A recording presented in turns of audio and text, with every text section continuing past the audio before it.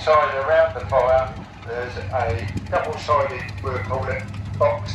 So you've got a box within a box, and in between the two is water that you're heating up, and also the heat of the fire goes through this big tube there that you're looking at, but it goes through there in small tubes, and those tubes really need cleaning every day with a wire brush just to push through and back again. That's where you get your heat, your main heat, to produce the steam. The steam's produced and comes up under there where bell gear gets in to push the piston backwards and forwards to rotate the flywheel and rotate the gears. They don't have brakes. You use a system of changing the bell gear timing to slow them down and stop. The only thing some I've got is a parking brake, we call it. So those of you who are technical minded, we talk about a 2 and a 4-stroke engine. These are in fact a 1-stroke because the piston is driven in both ways by steam. Anything else that you can add on a silly old 4 and forgot? That's pretty good.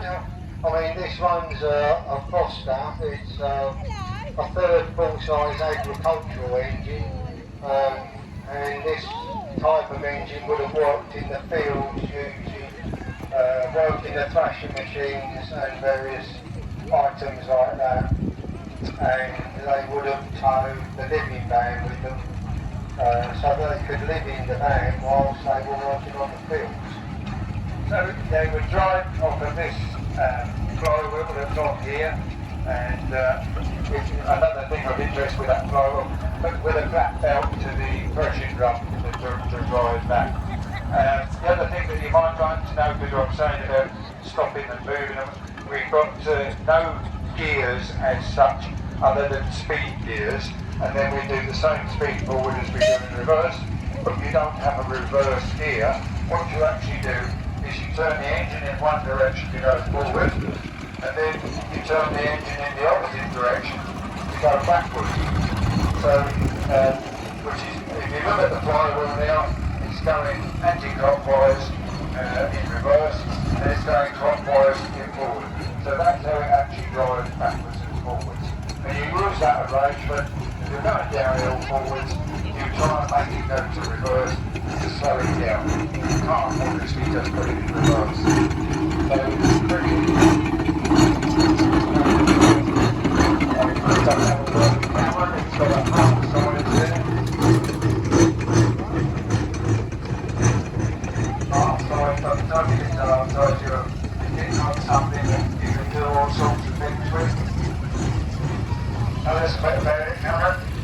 This is a half side case, replicable 15 hour, and it's owned by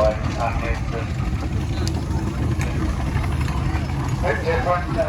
The only one steam engine that I know of in the case is with it you've actually got a clutch on. Yeah, it is. Is that it? Okay. Normally speaking, you would have to stop to change gear and whatnot by clever arrangements with it. And the only way that you can say change gear is come to a stop, and then, so in the way that he's just gone away now, he doesn't have to use the engine to move himself off. Here's the revs up, a little bit on the engine and then drop it down. Now, I'm not missing I'm looking for the man who's going to do the commentary. Oh, there he is. Because he's better at this than I am, but he knows all about it. Thank you very much. I wouldn't say about that. I'm probably better at waffling. How far is there? Have we done the miniatures? Have we done the miniatures? Okay.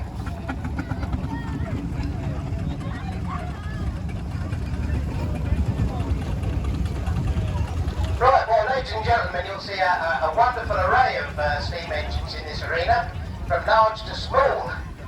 So let's start with some of the small ones. These model engines are an exact replication of the full-size engines, made in certain types of scales. So this little Marshall traction engine here is in a 3-inch scale, which means there's 3 inches to the foot instead of 12 inches to the foot. We've also got another 3-inch, I think, and there's a 4-inch Foster over here, which means there's 4 inches to the foot. We've also got a lovely pair of Foden steam wagons. In very different liveries here. We've got a GWR one, and we've got a steam haulage one, a maroon one and a green one. These Foden steam wagons, in a full size, were used exactly like your modern lorry is today. So all the kind of things you would deliver with that, you might do house moving, you might deliver bricks to a building site, you might deliver building materials, anything you like. They are used exactly the same. But you'll notice that these are based more like a traction engine where you can see a flywheel on top of the boiler that's turning. This is what's known as an over-type steam wagon. Latterly, the steam wagons went on to under-types and they had an engine underneath. There will be one of those joining us in a minute, and that more represents what we would imagine as a modern lorry today. In the steamroller department, we've got a good selection in here. I can see at least 3 Aidling and Porter engines. The one over here called Lionheart, that is a 10-ton single-cylinder piston-valve steamroller. This engine was built in 1924 by Aidling and Porter of Rochester in Kent. Now, Aidling and Porter were a very prolific manufacturer of steamrollers. They cornered the market much more than any of the others. And anywhere you go, if you imagine a steamroller or any kind of roller anywhere, it will 99.9% of the times be an Aidling. Looks like I'm in the way. Now we get on to some of our traction engines. You'll see one running around here that says Tasker's Little Giant on it. Well, now this engine is made by Taskers of Andover in Hampshire. This is a B2 model, and you'll notice this one has very large water tanks on the sides. They're for water, not for fuel or petrol or diesel or oil, they're for water, because a steam engine, that's its main component. Although we all think they run on coal, the coal is only there to boil the water.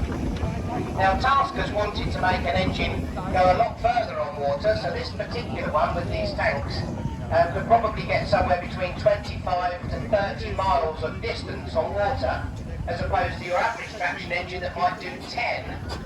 It's also got rubber tyres and spring suspension. This was the GTI model of its day.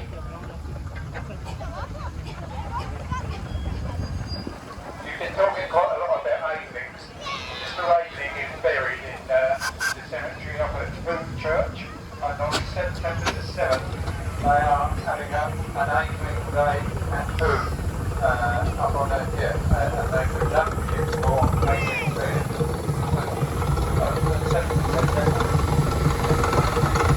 Well, you learn something every day. I didn't realise that.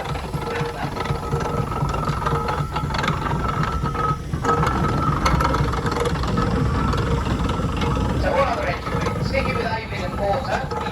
We've got a very nice Aidling and Porter traction engine now over the other side there. This one is owned by the Clifton family, and it has just received extensive boiler work. So I expect many of you understand that these engines are over 100 years old now, so most of the components have been replaced at least once and possibly twice. Well, this engine has just had a new firebox and a new boiler barrel, and they've just fitted rubber tyres to the back wheels as well, which makes it a lot nicer to move. And this is only the second time out, I think, this year with it. I remember this engine when I was a boy running round, with his grandfather on it. Again, another product from Aidling and Porter. Aidling and Porter were the, like I said earlier, the prolific makers. They started way back in sort of 1860 odd, and they went right forward to 1940s, maybe 50s, and were taken over by Aidling Barford, which brings me to another steamroller just coming past the gate. This is the Croft family's Aidling and Barford engine. You'll notice this one looks a little more streamlined than some of the other engines. They've got the design right, however. One of the most important things about this steamroller is when you're rolling tarmac, you don't want to stop. So any pause of the steamroller on tarmac will create a rut or a dent. So to be able to go from forwards to reverse is a very, very impressive thing.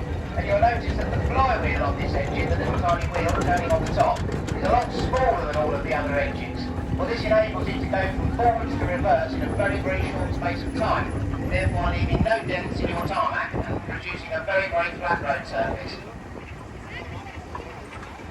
So he's being followed up by yet another apron, and this one has a very soft spot in my heart because I've owned this engine. This one is mine. I've owned it for 24 years.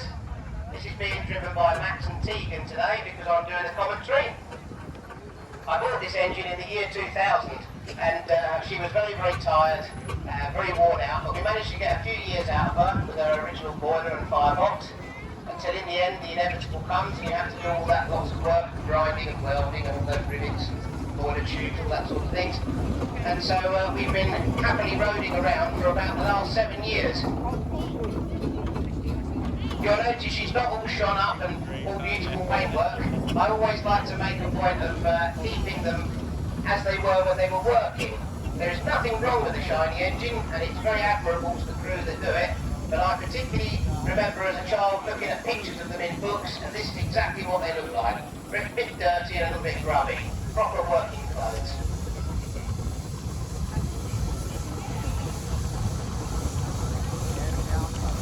Coming past the entrance gate now, we've got a Burrell traction engine. So Burrells were made in Thetford, Norfolk. This is my good friend Steve and James Fogden's engine, Saturn. This is one of the oldest engines on site this weekend, being made in 1891. I mean 1891 then, this is so old. When you look at it, it's incredible to think it's still going actually. Bearing in mind it has been fire boxes and new bearings and things, but nonetheless the mainstay of the engine is still original. I was very fortunate to go with the Fogdens about 3 or 4 weeks ago. We took this engine to Wheating Steam Rally, which was only up the road from where Burrells had their workshops originally, and we were invited to take the engine across and put it in one of the buildings that was still left, which was originally the paint shop. So we put the engine in there and we had a load of nice photographs, and it was just crazy to think that that engine hadn't been in that shed for 130 years, which is where it was painted. Yeah, very, very wonderful time, making lots of good memories.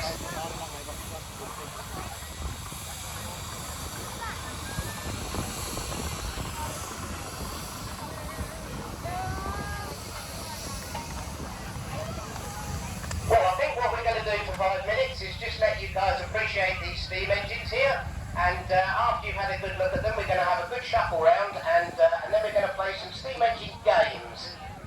So this is a bit like watching old men wandering around old folks' home, or anything as exciting as that.